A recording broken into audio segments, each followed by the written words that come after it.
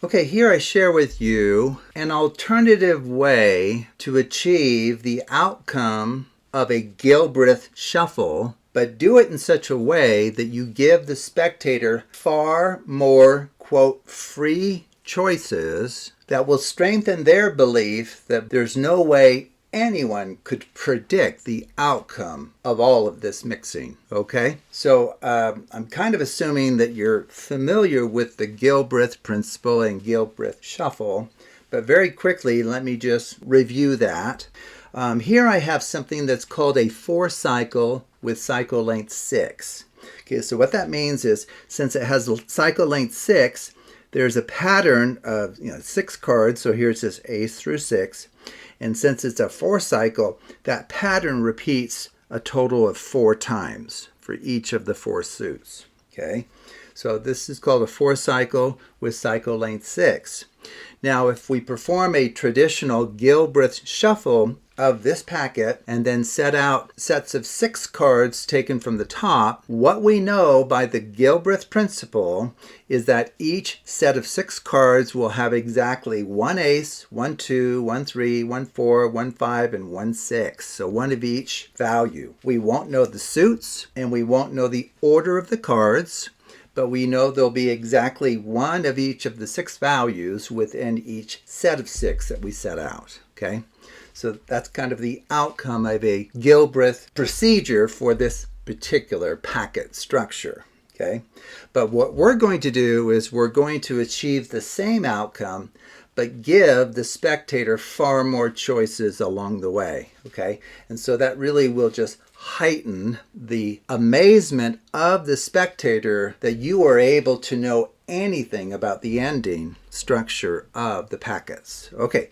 so this is what's new and I'm sharing with you today. So just take the packet. Well, of course, since it's cyclic, you can always randomly cut the packet or perform a Charlier shuffle, which is what I just did. Or you can have the spectator just randomly cut the cards. That would be just fine. Okay, so what we're going to do is we're going to just deal out the cards into 2 piles, just left, right, standard dealing. Okay, so nothing unusual here. Now you may want to think about, okay, what kind of structure would each of these have? Okay, now if you remember, the original packet had a cycle length of 6 because we had ace through 6, ace through 6, a total of 4 times. Well, what will happen here is each of these will still be 4 cycles, but their cycle length will be cut in half, which in some ways should make sense. Okay, so is there a pattern that repeats 4 times? Well, there is. 2 6 4, 2 6 4, 2 6 4, 2 6 4. Now notice that the suits are being permuted, right? They're not in the same order anymore. The same thing will be true over, or a similar thing will be true over here. This will be a 4-cycle with cycle length 3, and of course it will involve the odd value cards. So the pattern now is 3 ace 5, 3 ace 5, 3 ace 5 all the way through. Okay, so this is a 4-cycle with cycle length 3. Okay, now when you go to use this procedure, I guess I should point out a couple of important things. Number 1, it's important to have an even number of cycles. So an even number of times that a certain pattern repeats. So here it repeated 4 times at the beginning. So you can have it repeat 4 times, 6 times, 8, any multiple of 2. In addition to that, the original cycle length, which was 6, A through 6, also needs to be even, and it is here. Okay, so now after we've left, right dealt the cards into these new 4 cycles of cycle length 3, well, because these are cyclic, you can have the spectator freely cut the cards, or if you like, you can perform as many Charlier shuffles of each packet independently. Okay, it won't hurt anything. It is moving the cards around, but it won't hurt the outcome, as you'll see.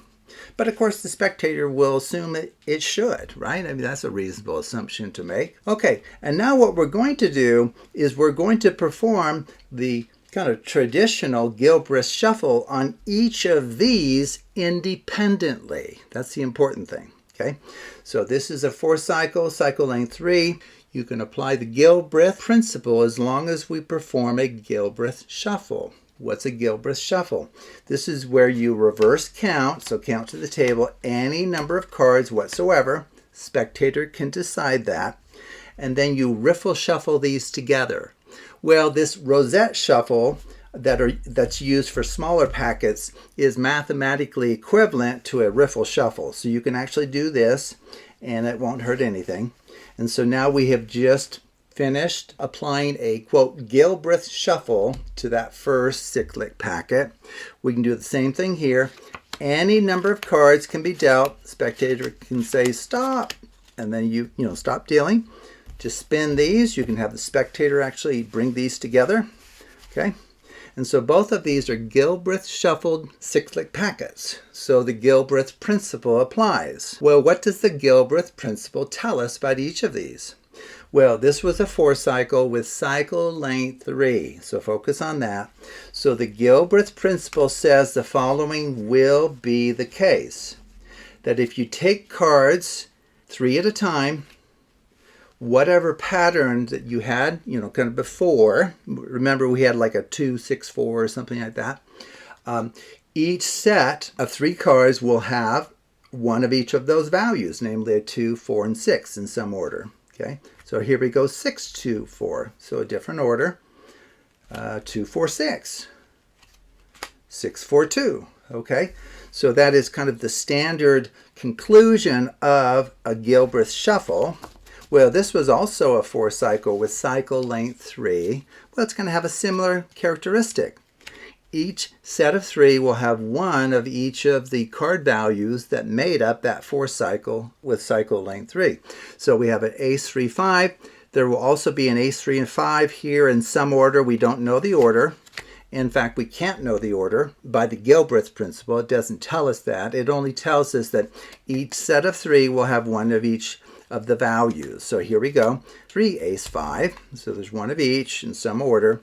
And then there's an ace 5, 3. Okay, so these are perfectly normal outcomes for a Gilbreath shuffle for these individual packets. Okay, so we're not finished yet. Okay, so we've given the spectator quite a few choices already along the way. Now what we're going to do is we're going to just deal out the cards into 4 piles of 3 cards each. Okay, just like that. So 3 cards in each. Well, think about what makes up these 4 piles.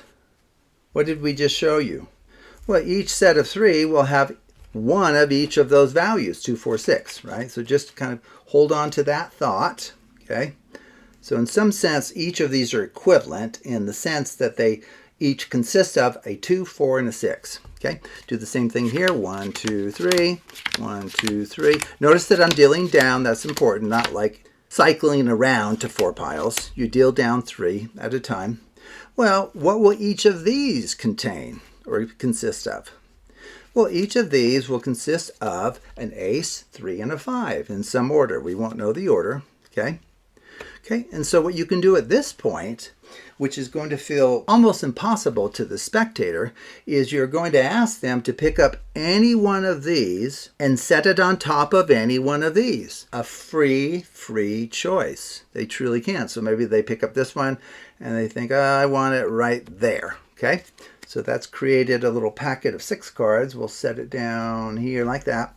Maybe they take this one over here and place it with that one. That's just fine. Maybe they want this one over here on top of that one. That's just great. And then finally that would leave this one with that one. Okay, so we get these 4 piles of 6 cards each. Okay, well, hopefully you can see already that we've achieved the outcome of a standard Gilbreath shuffle. Sorry, I flipped the thing. Of a standard Gilbreath shuffle by allowing the spectator to make all of the choices that we've given them along the way. Okay, so in particular, you could have had a written prediction, and the written prediction would say, despite all of the mixing and choices made by you, the spectator, somehow we are going to end up with 4 piles of 6 cards each, and each pile will contain exactly 1 ace, 1 2, 1 3, 1 4, 1 5, and 1 6 without exception. Okay, and if the spectator kind of thinks back to everything that was done, they're going to think there's just no way on this green earth that could be true. And so you can actually reveal that. Okay, so we're claiming that there's an ace through 6, but just one of each. Okay, no repeats. There can't be any repeats. So there's a 4 and 6. There's a 2. There's an ace, a 3, and a 5. Okay, we've succeeded there. Now, because of what I showed you earlier, hopefully you know or have confidence that we're going to succeed, right?